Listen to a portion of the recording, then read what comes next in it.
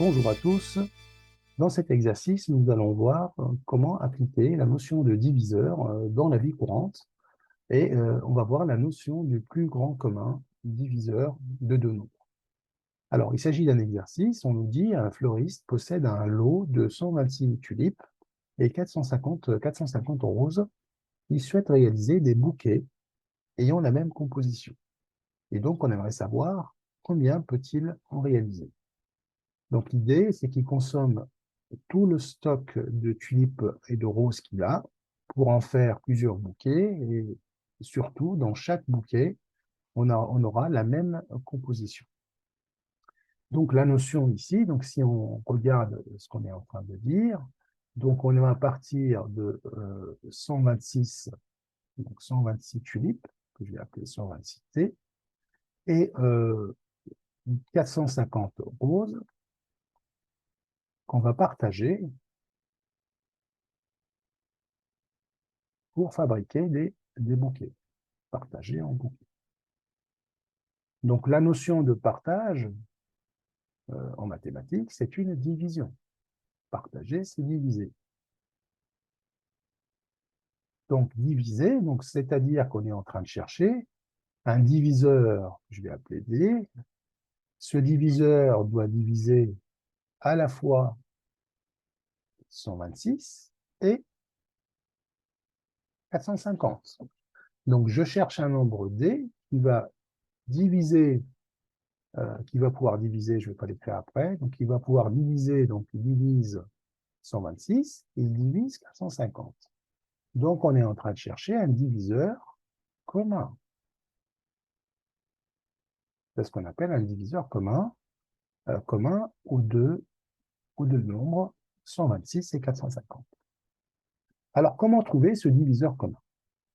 Encore une fois, on va avoir recours à la décomposition en produit de facteurs premiers qu'on a vu dans les séquences précédentes.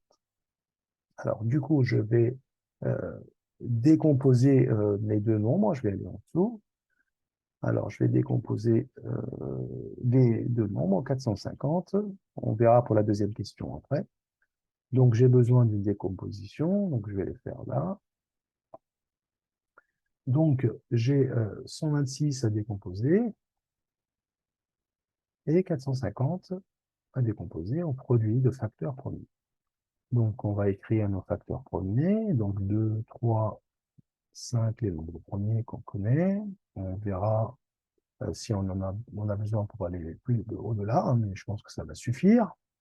Donc 126 est pair, donc je vais le diviser par 2. La moitié de 120, c'est 60. La moitié de 6, c'est 3. Donc je vais avoir 63, qui n'est plus pair, mais qui est multiple de 3, puisque 6 et 3, ça fait 9. Et donc je vais diviser par 3. 63 divisé par 3. Le tiers de 60, c'est 20. Le tiers de 3, c'est 1. Et donc, j'arrive à 21. 21 est encore multiple de 3. Je divise par 3 et j'arrive à 7.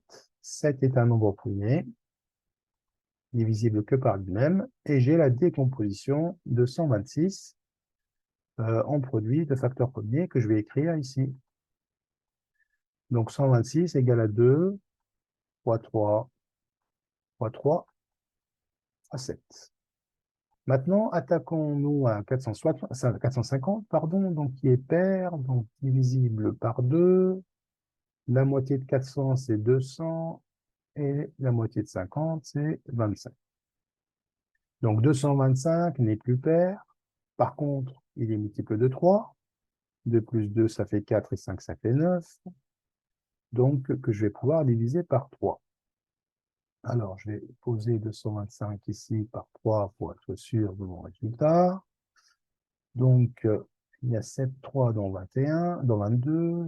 Il va me rester 1, puisque 7 fois 3, c'est 21. Je descends le 5. J'ai 15, et il y a 5, 3 dans 15, avec un reste égal à 0, ce qui est normal.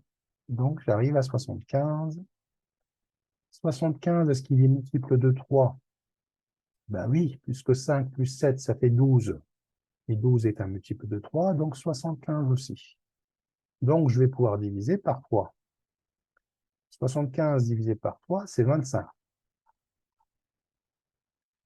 Et 25 n'est plus un multiple de 3, mais on le connaît, c'est un multiple de 5, puisque son chiffre des unités est 5. Je vous rappelle les critères de divisibilité. Donc 25 divisé par 5, c'est 5, et 5 est un nombre premier, divisible que par lui-même. Et on arrive à 1, donc on a fini la décomposition, et donc je vais pouvoir écrire 450 égale à 2 fois 3, fois 3, fois 5, fois 5. Donc voici la décomposition en produit de facteur premier de ces deux nombres. Alors maintenant, l'idée, je vous rappelle, qu'on était en train de chercher, donc on remonte un petit peu pour ne pas oublier l'objectif. On est en train de chercher un nombre D, un diviseur commun, qui divise à la fois 126 et 450. Alors regardez comment elle est simple, la méthode, pour trouver les diviseurs communs. Eh bien, les diviseurs communs, en fait, on va les trouver tout simplement, déjà, en trouvant les nombres premiers qui sont présents dans les deux décompositions. Alors, qu'est-ce que j'ai comme nombre premier présent? J'ai 2, présent dans les deux. Ensuite, j'ai un 3 qui est présent dans les deux. Ensuite, j'ai un 3 qui est présent dans les deux. Donc, je vais pouvoir trouver maintenant les diviseurs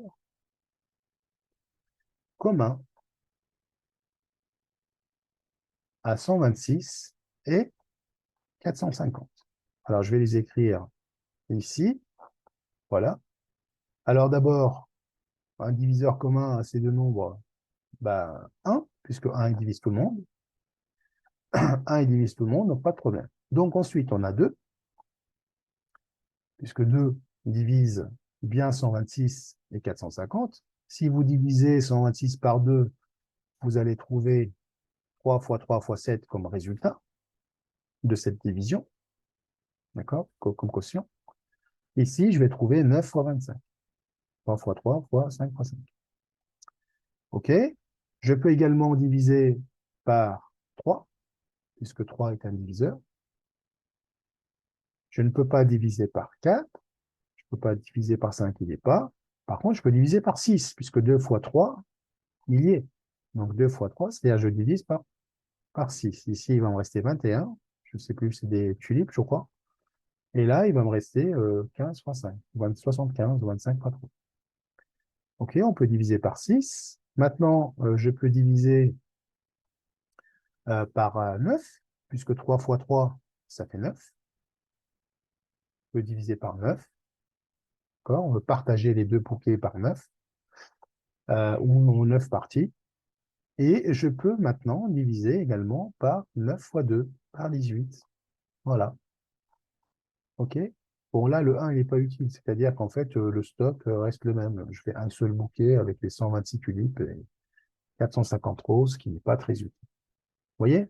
Donc là, du coup, on a trouvé toutes les compositions, tous les partages possibles. Donc, il peut partager par 2, par 3, les quantités, par 6, par 9, etc. Donc là, du coup, le nombre de diviseurs correspond à quoi? Ça va correspondre ici, j'aurai 2 bouquets, 3 bouquets, 6 bouquets, 9 bouquets et 18 bouquets. D'accord? Voilà donc les diviseurs ici. Les diviseurs, c'est exactement le nombre de bouquets que le fleuriste peut faire. Bon, le nombre de bouquets possible. Bien sûr, à composition unique, enfin, identique.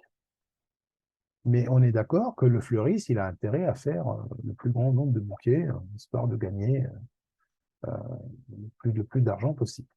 Donc, c'était la question d'après. Quel est le nombre maximal de bouquets qu'il peut réaliser? Eh bien, le nombre maximal, c'est tout simplement, le nombre en question 2, c'est le nombre maximal. Le nombre maximal est le plus grand,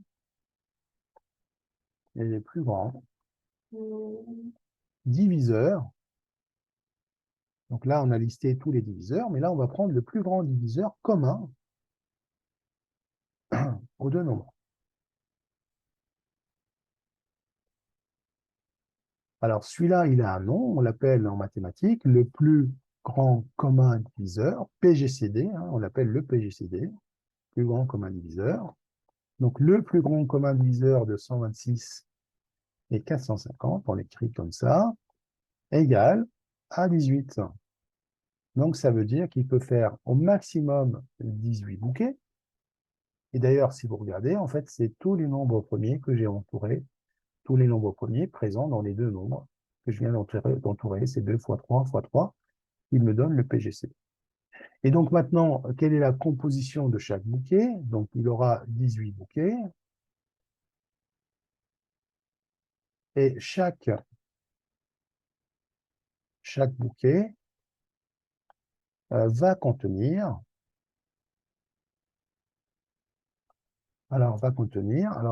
les 126, c'était quoi? C'était les roses, les tulipes, je vais en monter. Donc 126 tulipes. Alors, il va contenir, alors combien de tulipes?